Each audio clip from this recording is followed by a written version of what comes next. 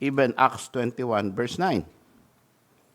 The Bible says, "And the same man had 4 daughters, virgins, which did prophesy."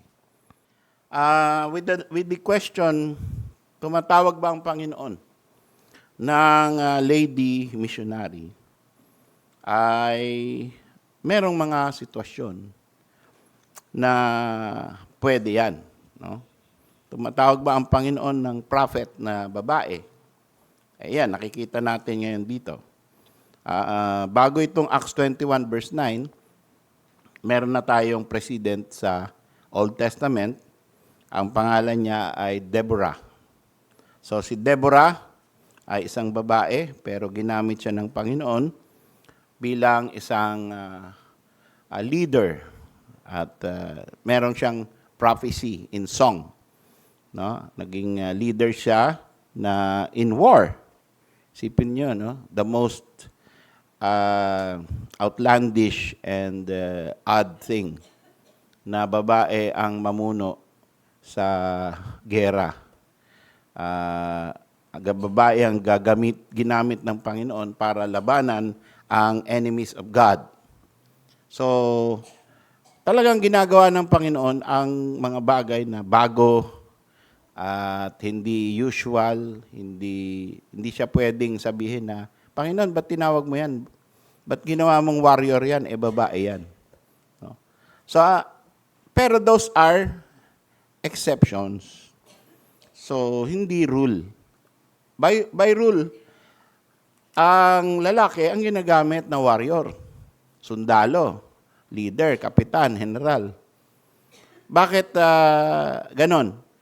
Ba't natin sinasabi yon? Kasi sa natural instinct pa lang, no? Sa pagkakagawa ng mga tao, malakas ang lalaki.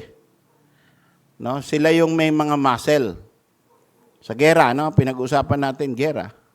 Sila yung although may mga babae na walang takot kahit nagbabarila na, ang lalaki ang talagang sumusugod kahit lalo na yung trained. Sila yung sumusugod kapag mayroong conflict, may away. No? Sila yung mayroong by God's design. No? Sila yung handang mag-sacrifice.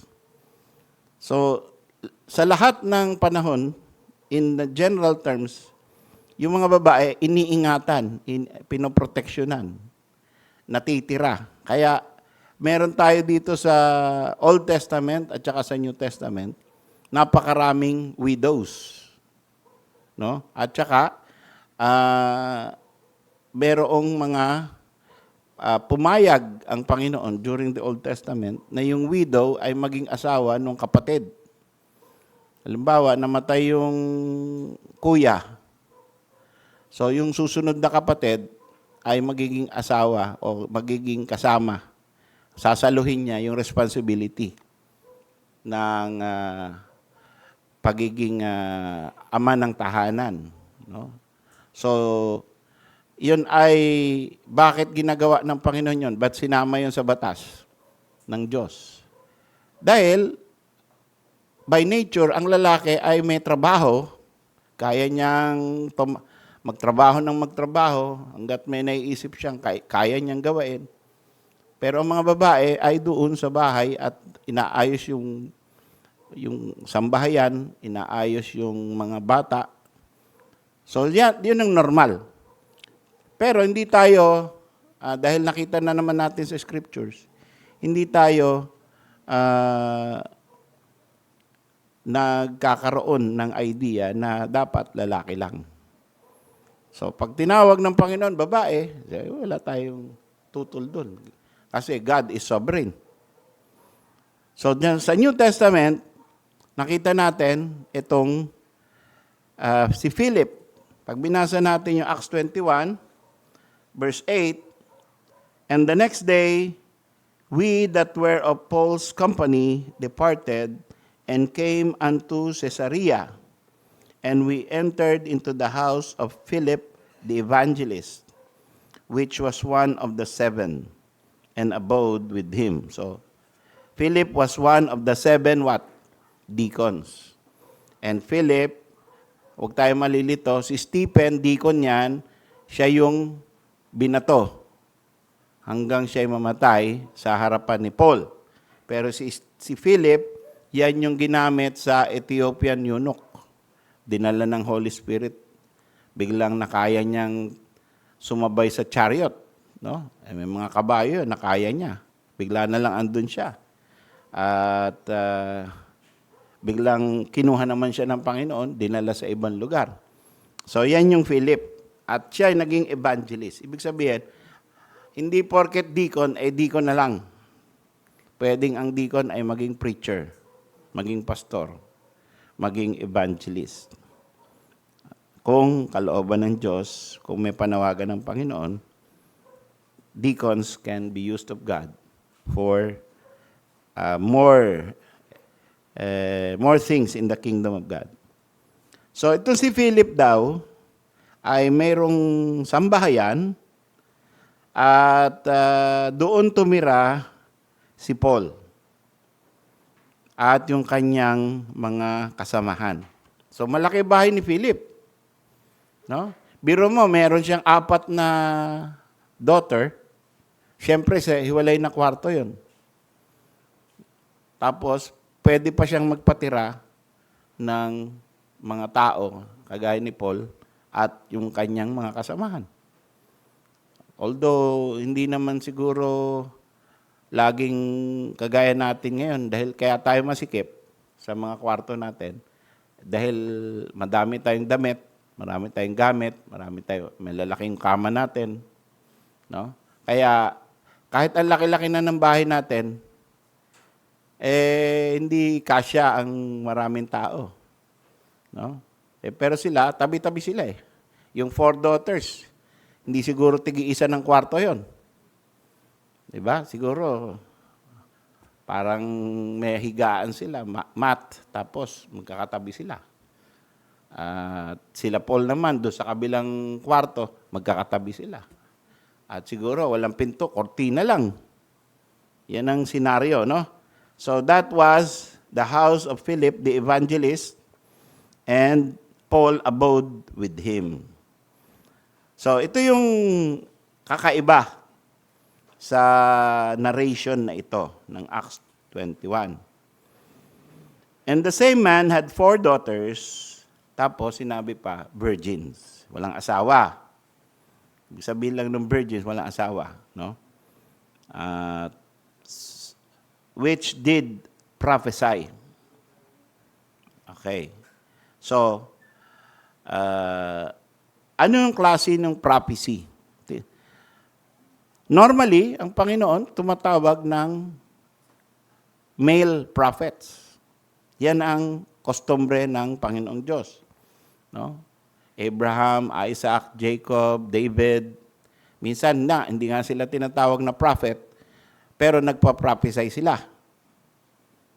Diba? Ang tinatawag na prophet, si Prophet Elijah, Prophet Elisha, Prophet Jeremiah. Bakit, anong kaibahan nung ginagawa ni Abraham na nagkakaroon ng prophecy, si David na nagkakaroon ng prophecy, yung Psalms, ang daing prophecy dyan, nakaiba ng ginagawa nila Elijah, Elisha, at saka nung ginagawa nila Jeremiah. Anong kaibahan? Ang kaibahan nun, yung power. No? Si Elijah ay mayroong power na si David hindi normal na meron siyang, halimbawa, calling fire from heaven. Wala siyang ganon. Pero si Elijah talagang mayroong binigyan ng Panginoon na sa salita niya, kung ano yung sinasabi niya, nangyayari. Si Moses, kung ano yung sinabi niya, nangyayari. According to your word, it happens. Okay? And it is the judgment of Israel. Yung kanilang, Kaya tinatawag yan na man of God, at tinatawag na the seer, no? Usually, nakatira yan sa mga remote places. walang ano yan, walang kingdom responsibility yan. Ang trabaho niyan, mag-rebuke ng mga hari, mag-anoint, kagaya ni Samuel, mag-anoint ng mga hari. Kaya mataas ang ano nila, mataas ang esteem sa kanila. Nag-iingat ang mga tao sa kanila because that was their duty and that was their calling. Itong 4 women, 4 daughters of Philip, hindi ganon. Yung prophecy nila ay nagsalita sila ng something. So, dalawa ang pagkakaintindi natin sa pagiging prophet. Yung isa is, you are a spokesman of God. So, ibig sabihin, pagka nagsalita ka, you say, in the name of the Lord. So, you are a spokesman of God. During the old times, thus saith the Lord. So, pagka ikaw nag-thus saith the Lord, ibig sabihin, may sinabi ang Panginoon sa'yo, pinapasabi sa'yo, sasabihin mo ngayon. Ano man yon, naintindihan mo man o hindi, sasabihin mo yon. Okay? Si Isaiah ay maraming prophecy na hindi niya naintindihan. Isaiah 53 is one example. No? Sabi niya, he was despised and rejected of all men, a man of sorrows and acquainted with grief. So he was talking about the Messiah. So, but he did not say, this is Jesus. This is a God who will become a man. Basta sinabi lang niya, no?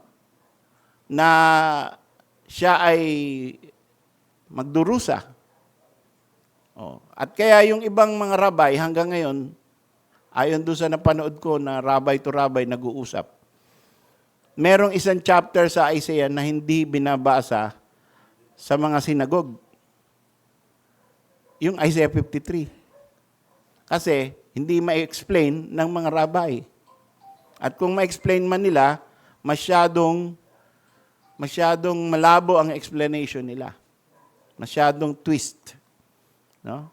So, yan po ang trabaho ng prophet. Kailangan naintindihan natin. So, for telling what God wants to say, that is prophecy. Sa ngayon, thus saith the Lord, napalitan na ng the Bible says. Okay? Hindi na magtatayo ang isang preacher at kailangan niyang gumawa ng miracles para patunayan na yung sinasabi niya ay galing sa Diyos. Bakit? Ang Biblia ay tinatanggap na ng lahat ng Kristiyano na galing sa Diyos yan. Oh. Kaya, pag sinabing, the Bible says, tapos nag-quote ka galing sa Bible, established truth na yun. Hindi na kailangan na, gusto nyong masigurado na ito talagang sinabi ng Diyos. O sige, pumunta kayo dito, pag-i-speaking in tongues ko kayo na hindi nyo gusto. O hindi kaya, papalutangin ko. No? Diba? Si Brother Jude, gusto yung mapatunayan na ako talaga tinawag ng Diyos? Halika dito, Brother Jude, papalutangin kita. Hindi na kailangan yon. Or paapuyin. No.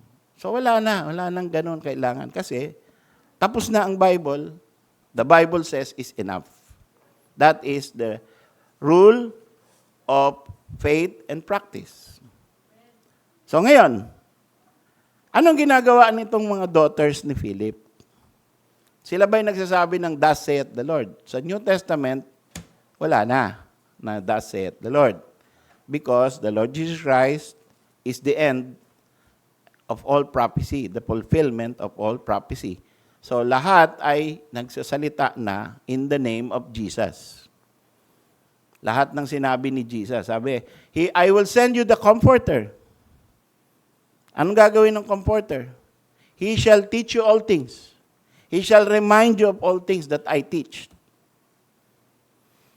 So ang trabaho ngayon ng mga New Testament Christians, ituro yung tinuro ng Panginoong Jesucristo, the doctrine of Christ.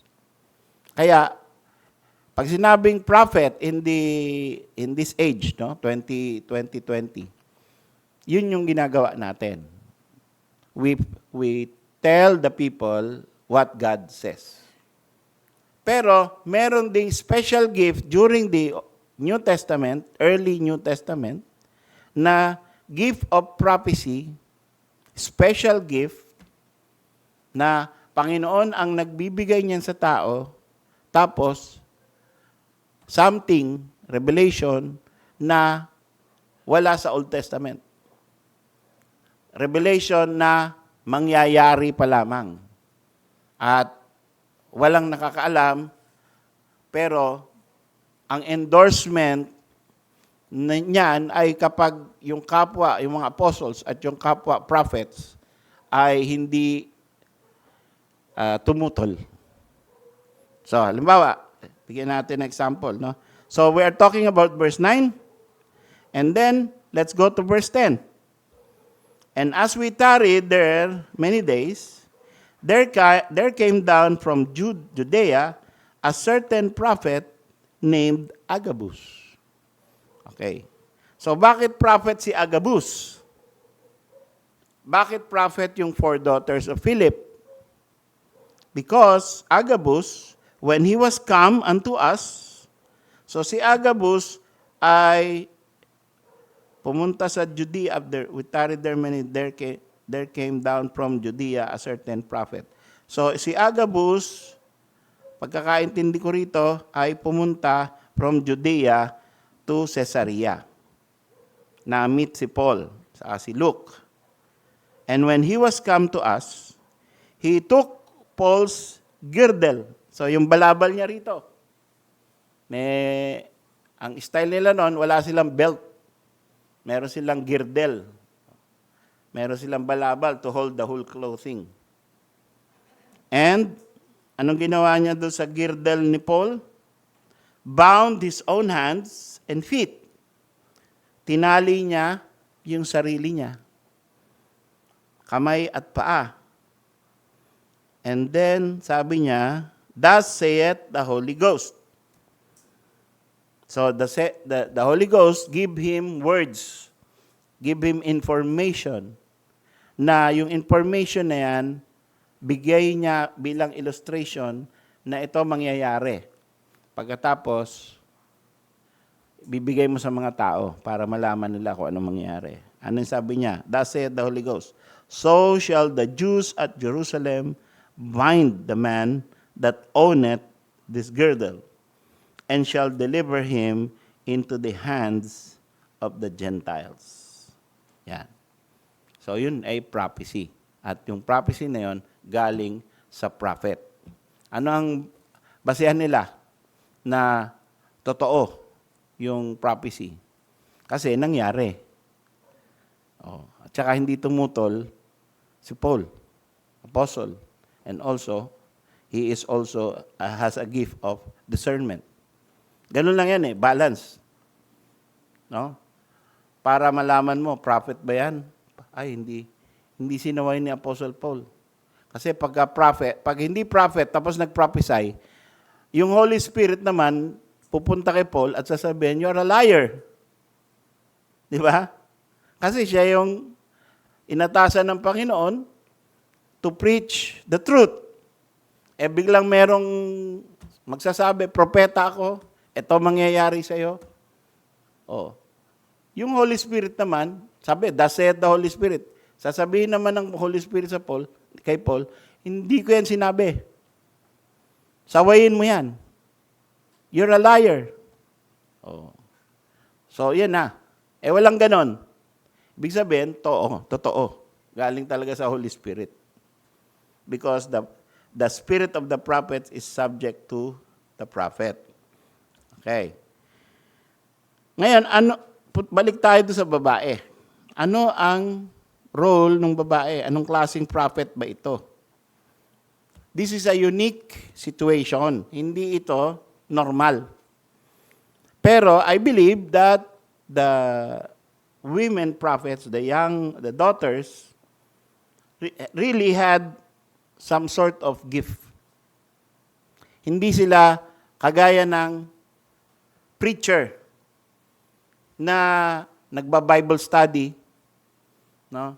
Nagsasalita in behalf of God, the Bible says. Hindi yun ganun ang four daughters of Philip. Sabi, four daughters of Philip which did prophesy, kagaya ng ginagawa ni Agabus. So, pag prophecy kasi, mga kapatid, lalo na yung ganitong context, hindi yan permanent office. Ibig sabihin, hindi yan every Sunday, tatawagin sila. No?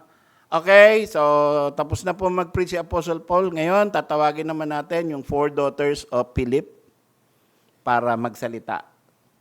Hindi ganun. Kundi, sasabihin lang ng Panginoon kung kailan lang sila bigyan ng Holy Spirit message, magsasalita sila. And it is a special gift. It is not a function in the church. So, yun yung pagkakaintindi ko rito based on context. Dahil kasunod na kasunod eh. Verse 9 says, four daughters which did prophesy. Verse 10 says, Agabus prophesied. So, pareho. No? Pangalawa, totoo yung ginagawa nung four daughters of Philip. Otherwise, hindi titira si Apostle Paul doon. Kung ako lang no? Halimbawa, merong isang kubul, merong isang kwarto. Kasabihin, andyan yung mga anak ni brother or ni sister. Anong ginagawa? Nagpa-prophesy. Nagsasalita about the Lord. Alam ko na sa panahon ngayon, ay hindi na ginagawa ng Panginoon yan. In order not to be mistaken as endorsing that kind of a ministry, I will not go near. No? Rather, I will say, I don't believe that. Pero si Paul, tumira pa doon sa bahay. Ibig sabihin, ini-endorse niya, totoo, na prophetess, itong mga anak ni Philip. Tumira sa bahay. Okay? So, it is a special gift. It is not the usual way that God does things because He uses the men to be prophets. But we do recognize na pwedeng gawin ng Panginoon kung anong gusto niya sa kanyang church. Wala tayong tutol doon. Isa nga sa mga sinabi ko matagal na sa Riyadh at saka dito rin. Ano? Halimbawa, mga kapatid, kayo ay naging emotional. Tapos parang gusto mong itaas yung kamay mo. Parang gusto mong umiyak. Huwag mong pigilin. Huwag mong sabihin, ako, naiiyak ako, kaya lang di ako pwedeng umiyak kasi iglesia lang ang umiiyak. O hindi kaya Muslim lang. No? Habang nagsasalita, umiiyak. Alam niyo, pagka Ramadan, umiiyak yung Muslim habang nagbabasa ng Quran. No? Na-relieve niya yung mga panahon ni Muhammad. Napapaiyak siya. So, sa iglesia, ganun din daw. Laging tuwing katapusan ng sermon, nag-iiyakan na sila.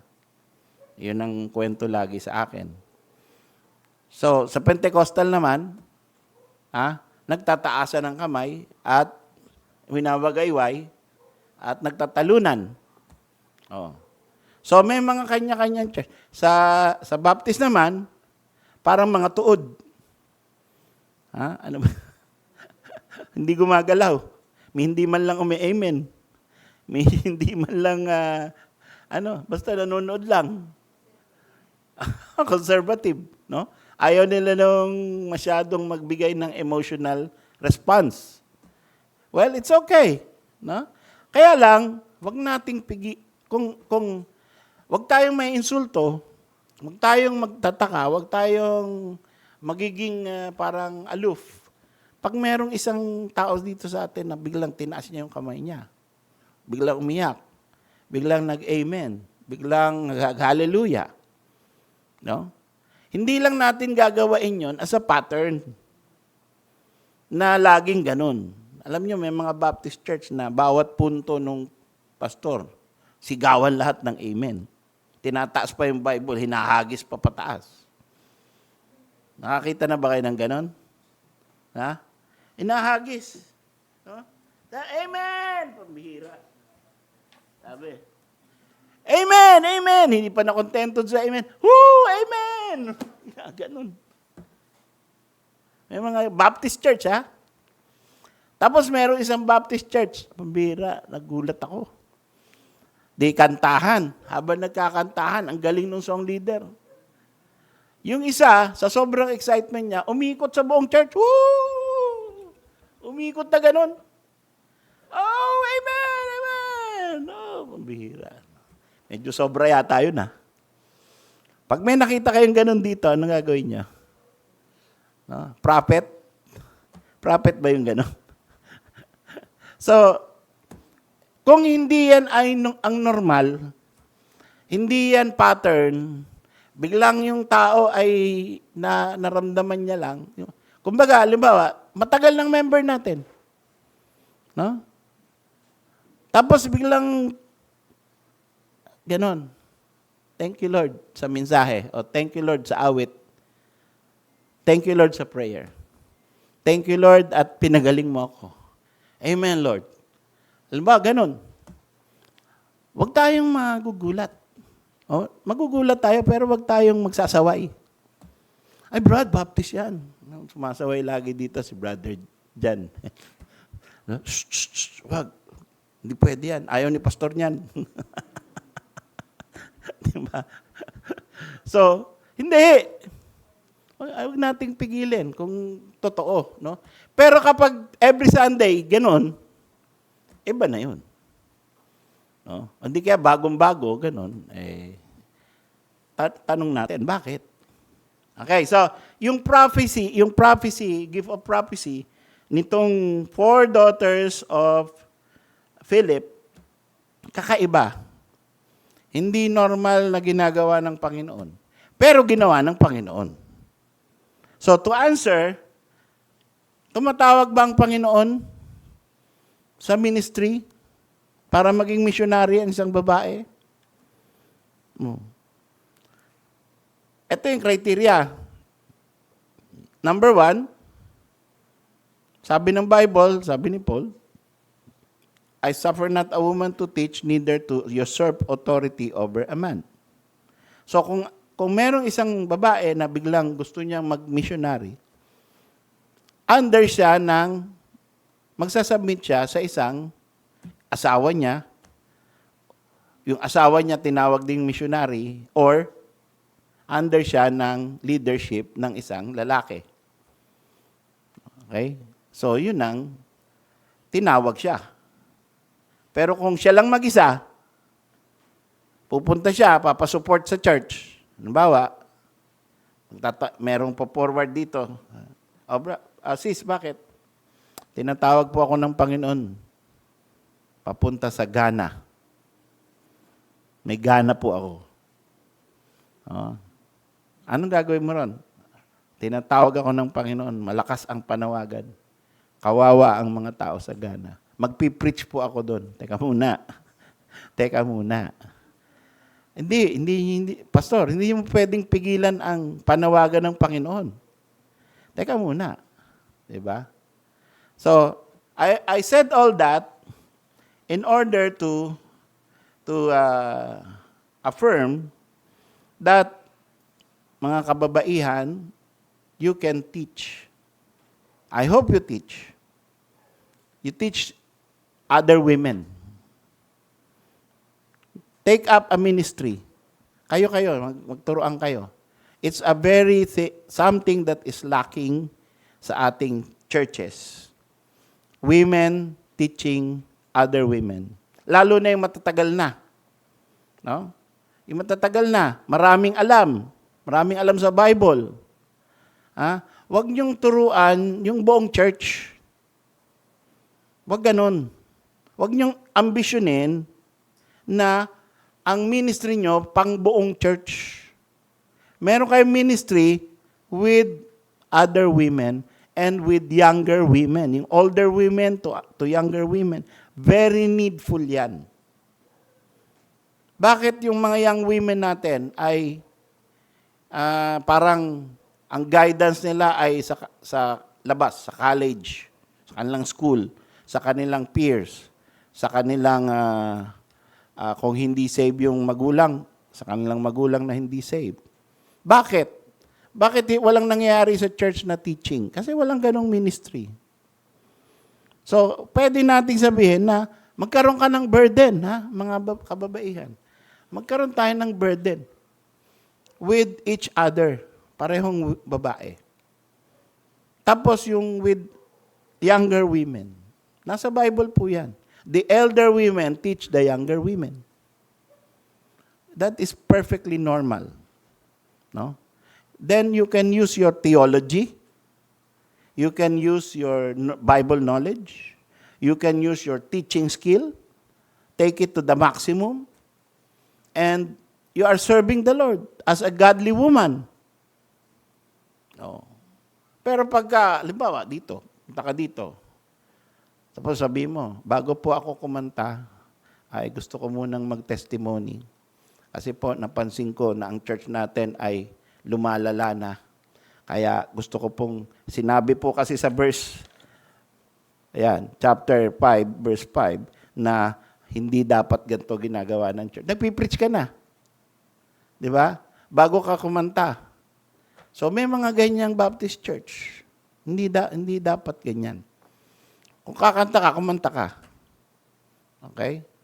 Sabihin mo yung title kung gusto mo, pero diretso.